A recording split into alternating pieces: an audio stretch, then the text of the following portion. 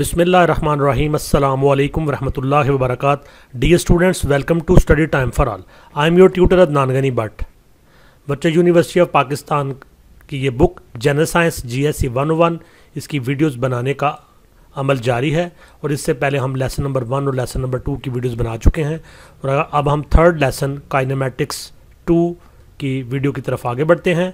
आपसे गुजारिश है कि अगर आपने study time for all channel को सब्सक्राइब नहीं किया तो इसको सब्सक्राइब करें और साथ बेल आइकन के बटन को दबा दें ताकि नई आने वाली वीडियोस के नोटिफिकेशन आपको बर वक्त मिल सकें।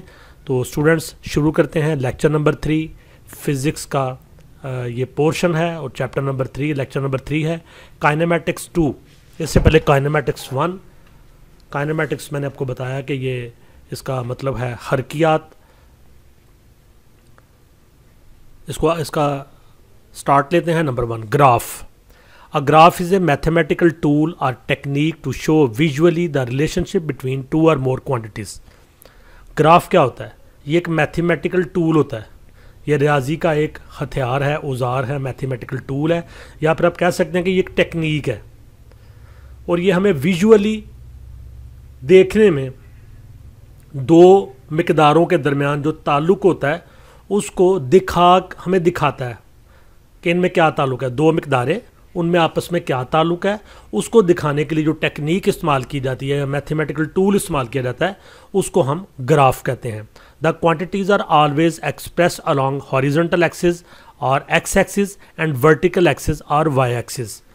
तो दो मिकदारों की जो मिकदारें हैं उनको हॉरिजॉन्टल एक्सिस पे और वाई एक्सिस पे ज़ाहिर किया जाता है।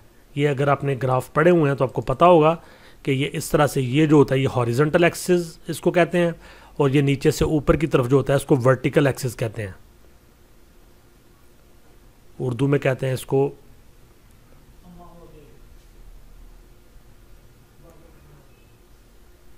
उफ़क़ी महवर और अमूदी महवर। इसको अमूदी महवर कहते हैं एक्स एक्सिस, और ये जो है इसको कहते हैं ये वाई एक्सिस।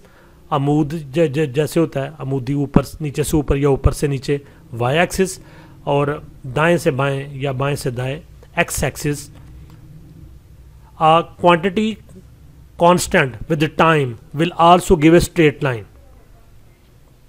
कोई मिकदार जो वक्त के साथ कांस्टेंट होती है वो उसका ग्राफ हमेशा स्ट्रेट लाइन में बनता है, but one which is parallel to X axis, और ये एक्स एक्सिस के मुतवाज़ी होता है। For example position of a book at rest with respect to time. मिसाल के तौर पर अगर वक्त के एक तरफ वक्त लिया जाए और एक तरफ किताब ली जाए और किताब मेज़ के ऊपर पड़ी हुई है और वक्त गुजरता जा रहा है और किताब की कोई मूवमेंट, कोई हरकत नहीं है, तो उस सूरत में स्ट्रेट लाइन में ग्राफ बनेगा। तो ये इस तरह से होगा एक्स एक्सिस और ये नीचे से ऊपर वाई एक्सिस। तो ये जो है ये टाइम को शो कर रहा है और ये किताब को शो कर रहा है। किताब मेज़ के ऊपर पड़ी हुई है और बिल्कुल मुस्तकिल है, वो रेस्ट की पोजीशन में है, तो इस सूरत में स्ट्रेट लाइन में ग्राफ बनेगा। A quantity which increase with time but not at constant rate will give a curve. अगर एक मिकदार है जो वक्त के साथ साथ बढ़ती जा रही है लेकिन उसका रेट कांस्टेंट नहीं है, उसका रेट जो है वो कांस्टेंट नहीं है लेकिन मिकदार उसकी बढ़ती जा रही है वक्त के साथ साथ, तो ये कर्व की शक्ल में इसका ग्राफ बनेगा। फॉर एग्जांपल एक्स एक्सिस और ये वाई एक्सिस, तो एक मिकदार है जो वक्त के साथ साथ बढ़ती जा रही है, ऊपर को जा रही है, लेकिन इसकी मिकदार कांस्टेंट नहीं है तो इसका कर्व बनेगा। अगर इसकी मिकदार कांस्टेंट होती है इसने बिल्कुल सीधे जाना था, लेकिन चूंकि इसकी मिकदार कांस्टेंट नहीं है लेकिन इंक्रीज कर रही है, लिहाजा इसका कर्व बनेगा। A quantity which decreases with time at a constant rate will give straight line. एक क्वांटिटी, एक मिकदार जो डिक्रीज होती है, कम होती है विद टाइम, वक्त के साथ, एट ए कांस्टेंट रेट पे will give a straight line. ये स्ट्रेट लाइन शो करेगी। ये इसका उल्टा है ऊपर वाले का। इसमें क्या था, एक क्वांटिटी इंक्रीज करती है टाइम के साथ कांस्टेंट स्पीड के साथ, तो उसकी स्ट्रेट लाइन ऊपर को जाती है।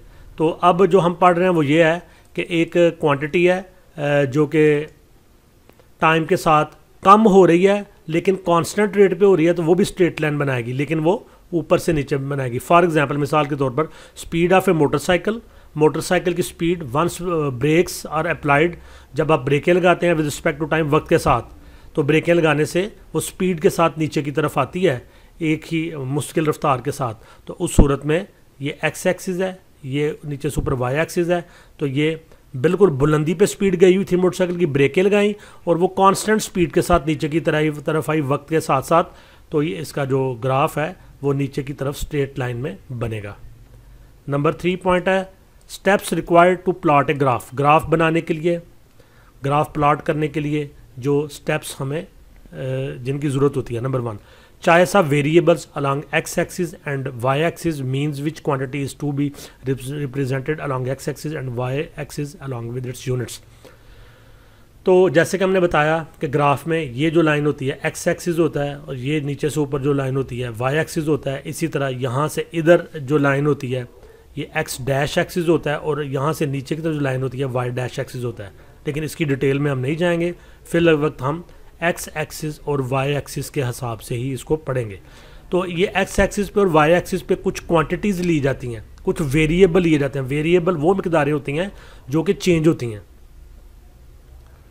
तो एक्स एक्सिस के ऊपर एक मिकदार लेंगे जिसका हम मुआजना करने जा रहे हैं दूसरी मिकदार के साथ, दूसरी मिकदार को हम वाई एक्सिस के ऊपर लेंगे और साथ इनके यूनिट भी आएंगे। Number 2, selection of suitable scale.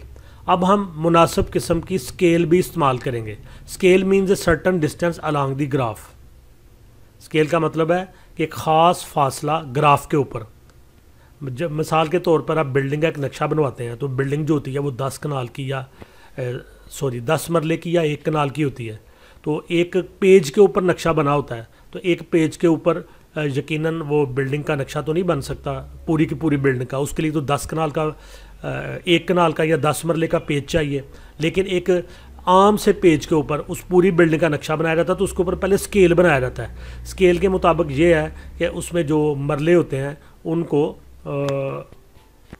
Inches में तकसीम किया जाता है। तो इसी को हम स्केल कहते हैं कि एक बड़ी बिल्डिंग का ग्राफ बनाने के लिए जब आप ग्राफ बनाते हैं तो उसके ऊपर आप जो बड़े यूनिट होते हैं उनको छोटे सेंटीमीटर्स में या इंचज़ में ले लेते हैं। Scale means a certain distance along the graph. Scale का मतलब है ख़ास फासला ग्राफ के ऊपर। Scale should be chosen so that the extreme data points occupy 2/3 of the graph area. तो स्केल ऐसा चूज़ करना चाहिए कि वो ग्राफ के ऊपर 2/3 एरिया को कवर करें। This allows us to extrapolate what the relationship would be beyond the data points. तो डाटा पॉइंट में जो रिलेशनशिप है उसको ये शो करेंगे, that is predict what if, यानी वो पेशन गोई करेंगे असल डाटा के हवाले से। Acceptable scales divisions are magnitude of 1, 2, 4 and 5 पर बॉक्स। तो चूँकि ग्राफ के ऊपर बॉक्स बने होते हैं तो उन्हीं के ऊपर हमने ये स्केल लेना होता है। तो आम तौर पर जो एक्सेप्टेबल स्केल्स हैं वो 1, 2, 4 and 5 पर बॉक्स हम लेते हैं। Not acceptable scale divisions are magnitude of 3, 6, 7, 8 and 9 पर बॉक्स।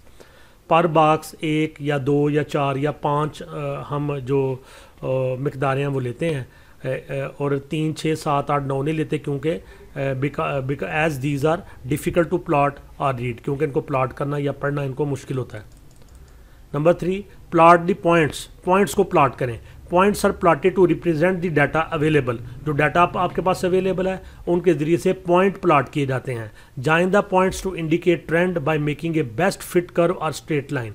अब आप पॉइंट्स को ज्वाइन करेंगे तो उसके नतीजे में या तो एक कर्व बनेगा या स्ट्रेट लाइन बनेगी। तो कर्व क्यों बनता है, स्ट्रेट लाइन क्यों बनता है, ये हम ऊपर पढ़ चुके हैं। Number 4, presentation of the graph. Graph का इजहार। Give a suitable title means what is plotting against what.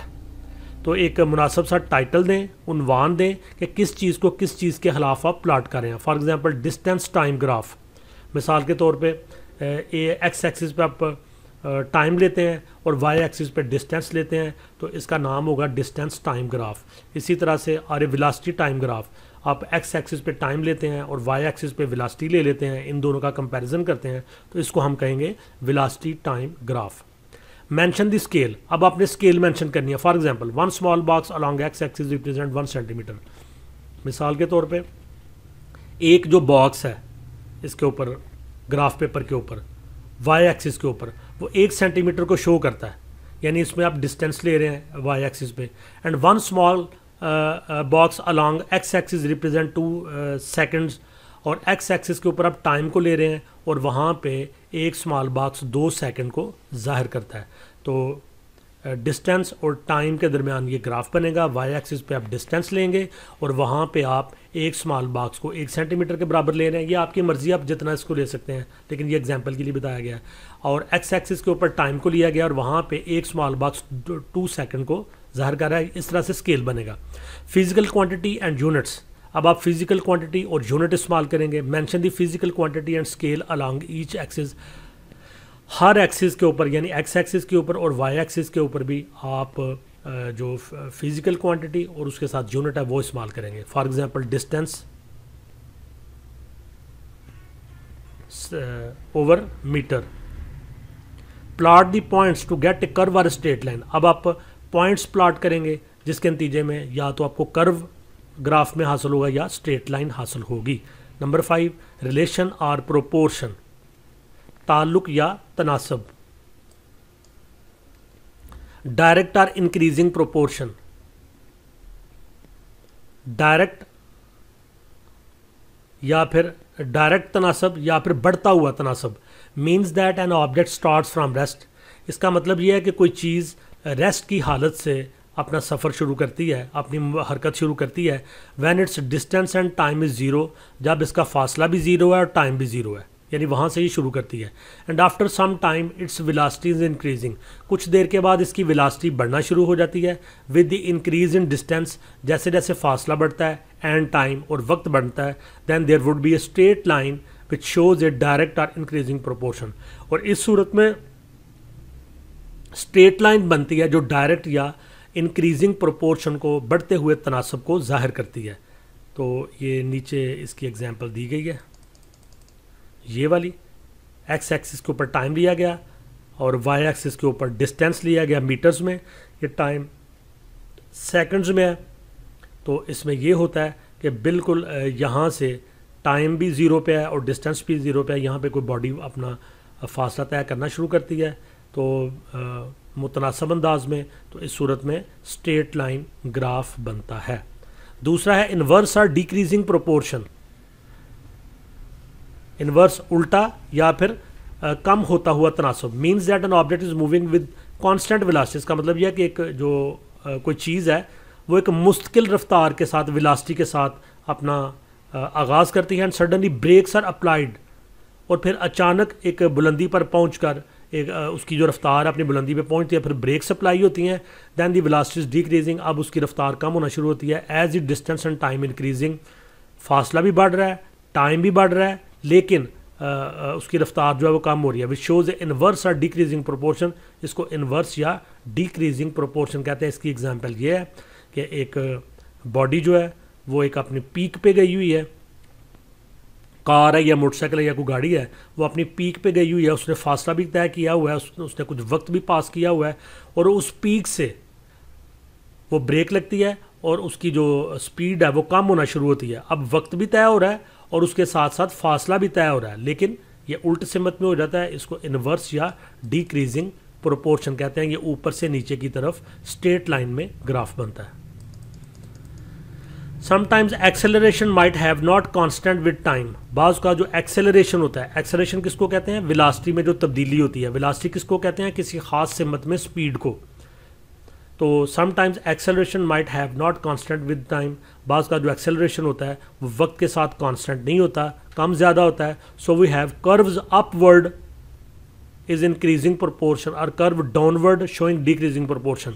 तो अगर तो एक्सेलरेशन को हम बढ़ा रहे हैं, कांस्टेंट नहीं है, लेकिन बिल्लाहर वो बढ़ता जा रहा है वक्त के साथ साथ। आप मोटरसाइकिल चला रहे हैं, उसका एक्सीलेटर देते हैं तो आप 10 किलोमीटर फी घंटा की रफ्तार पे पहुंच जाते हैं और साथ टाइम भी तय हो रहा है। फिर आप उसको बढ़ाते हैं, 15 किलोमीटर फी घंटा की रफ्तार पे पहुंच जाते हैं, फिर कम हो जाता है, 12 किलोमीटर फी घंटा पे आ जाता है, फिर तेज़ होता है और ये 20 किलोमीटर फी घंटा पे पहुंच जाता है। ये ऊपर नीचे होते होते रफ्तार उसकी बढ़ती जा रही है। तो इस सूरत में ऊपर की तरफ कर्व की शक्ल में ग्राफ बनेगा। और अगर इसी तरह से आप एक ख़ास स्पीड पे पहुंच जाते हैं 80 किलोमीटर फी घंटा और वहाँ से आप कम ज़्यादा करते अपनी स्पीड को कम करते जाते हैं, तो उस सूरत में ये जो ग्राफ बनता है ये नीचे की तरफ बनता है और कर्व की शक्ल में बनता है। तो पहला जो है ये एक्स एक्सिस के ऊपर टाइम लिया गया सेकंड्स में, ऊपर की तरफ ये डिस्टेंस लिया गया मीटर्स में, और यहाँ पे जो एक्सेलरेशन है ये कांस्टेंट नहीं है वक्त के साथ, लेकिन ऊपर की तरफ जा रहा है, लिहाजा ये कर्व हमें नज़र आता है। और दूसरी तरफ एक्स एक्सिस के ऊपर टाइम लिया गया सेकंड्स में, और वाई एक्सिस के ऊपर स्पीड ली गई है मीटर पर सेकंड में, तो लिया गया ये एक्सेलरेशन लिया गया है। तो उस सूरत में जब रफ्तार कम की जाती है तो कर्व ग्राफ की शक्ल में हमें हासिल होता है। डिस्टेंस टाइम ग्राफ, डिस्टेंस और टाइम का graph. If distance is increasing, अगर फासला बढ़ रहा है विद रिस्पेक्ट टू टाइम, वक्त के साथ, then we have a straight line as shown. तो एक्स एक्सिस के ऊपर आपने वक्त ले लिया और वाई एक्सिस के ऊपर डिस्टेंस ले लिया, तो वक्त के साथ साथ कांस्टेंट तौर पे फासला अगर बढ़ता है, कांस्टेंट यानी मुस्तकिल तौर पे, कम ज़्यादा नहीं होना, एक ही रफ्तार से ये बढ़ता है, तो हमें स्ट्रेट लाइन ग्राफ हासिल होता है। If the object is moving with constant speed then we have the graph show below. अगर कोई चीज़ जो है वो कांस्टेंट स्पीड के साथ चल रही है, यानी टाइम के साथ उसकी स्पीड बिल्कुल कांस्टेंट है, तो उस सूरत में हमें ये ग्राफ मिलता है एक्स एक्सिस के बिल्कुल पैरेलल और बिल्कुल स्ट्रेट लाइन में। जैसे ऊपर वो किताब वाली मिसाल आई थी कि वो एक ही जगह पड़ी हुई है, कांस्टेंट हालत में है, तो उस सूरत में भी उसका ग्राफ सीधा बनता है। अब एक चीज़ है वो मूव कर रही है लेकिन उसकी स्पीड कांस्टेंट है टाइम के साथ, तो उस सूरत में एक्स एक्सिस के बिल्कुल पैरेलल ये ग्राफ बनेगा। और आगे नंबर 7, रेट ऑफ चेंज और स्लोप ऑफ ए ग्राफ। तब्दीली की शरह या फिर ग्राफ स्लोप की शक्ल में ग्राफ का बनना। Finding the rate of change और स्लोप ऑफ ए ग्राफ। अब हम तलाश करेंगे रेट ऑफ चेंज, तब्दीली में रेट कैसे तब्दीली जो होती है वो किस तरह तब्दील होती है, या उसका जो ग्राफ के अंदर स्लोप किस तरह बनती है। हेयर वो डिफाइन द स्लोप, पहले हम स्लोप को, ढलवान को डिफाइन करेंगे। Change in the value of Y axis with respect to X axis. Y axis की जो वैल्यू है उसमें तब्दीली एक्स एक्सिस के लिहाज से, यानी किस में तब्दीली, वाई एक्सिस में तब्दीली आना एक्स एक्सिस के हवाले से। तो ये ग्राफ है, ये एक्स एक्सिस है, ये वाई एक्सिस है, ये पहला पॉइंट x1 है, टाइम है सेकंड्स में, ये दूसरा पॉइंट x2 है। इसी तरह इधर डिस्टेंस लिया गया मीटर्स में, पहला पॉइंट y1 है, दूसरा पॉइंट y2 है। ये यहाँ पे पॉइंट हमें हासिल हुआ है, और इन पॉइंट्स को जब हमने मिलाया तो ये हमें स्लोप हासिल हुई। स्लोप इज इक्वल टू होती है y2 माइनस y1, यानी ये जो y2 है इसको माइनस करेंगे y1 में और फिर इसको डिवाइड करेंगे, तो ये स्लोप डिवाइड को शो करती है। डिवाइड करेंगे x2 minus x1, x2 minus x1, तो इन वैल्यू से हमें स्लोप हासिल होती है। Finding the rate of change और slope of a graph at a point P of a curve at that point, formula slope is equal to y2 minus y1 over x2 minus x1। तो इसको नीचे मजीद इस graph में दिखाया गया है। ये x एक्सिस है, ये वाला y एक्सिस है, x1 point, x2 point, y1 point, y2 point. तो ये जो हमें स्लोप हासिल हुई, तो ये वाली स्लोप है। ये जब कांस्टेंट डिस्टेंस होता है तो स्लोप हासिल होती है, लेकिन अगर डिस्टेंस जो है वो वेरिएशन के साथ बढ़ता जाता है तो उस सूरत में हमें कर्व हासिल होता है। तो दो ग्राफ यहाँ पे, एक कर्व ग्राफ और एक स्ट्रेट लाइन ग्राफ। अगर इन दोनों को देखा जाए तो ये जो स्ट्रेट लाइन ग्राफ है, इसको जो कर्व वाला ग्राफ है वो दो नुक्तों के ऊपर यहाँ पे काट रहा है। इसके ऊपर हम टेंजेंट गिराते हैं, ऊपर से नॉर्मल गिराते हैं, तो हमें ये P पॉइंट हासिल होता है। तो slope is equal to y2 minus y1 over x2 minus x1। Graphs allows us to derive empirical relationship between the quantities represented on the axis। Axis के ऊपर जो क्वांटिटीज शो की गई होती हैं उनके दरमियान एम्पिरिकल रिलेशनशिप, सादा किस्म का जो ताल्लुक होता है उसको ग्राफ शो करता है। दोबारा वही बताया गया है, एक्स एक्सिस के ऊपर x1 x2 टाइम सेकंड्स में, वाई एक्सिस के ऊपर y1 y2 डिस्टेंस मीटर्स में, और इसमें स्लोप हासिल होती है। ये is equal to slope is equal to y2 minus y1 over x2 or minus x1। Slope is equal to y2 minus y1 over x2 minus x1 is equal to distance y2 minus y1 over time, x2 minus x1 is equal to distance over time. As we know that distance divided by time is speed, so slope of a distance time graph is speed. जैसे कि हम जानते हैं कि distance को जब time से divide करते हैं, डिस्टेंस को टाइम से डिवाइड करते हैं तो उसको हम स्पीड कहते हैं। यानी जितना फासला हमने तय किया जितने वक्त में, उस वक्त के ऊपर उस फासले को तकसीम करेंगे तो उसको हम स्पीड या रफ्तार कहते हैं। तो ये जो हमें स्लोप इसमें हासिल हुई है इसमें, तो इसको कहते हैं हम, सो slope of A distance time graph is speed.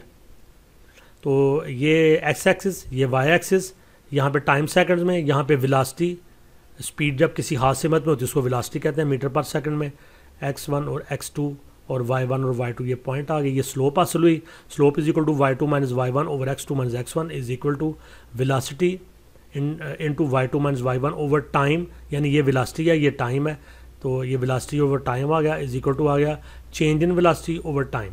As we know that change in velocity divided by time is acceleration.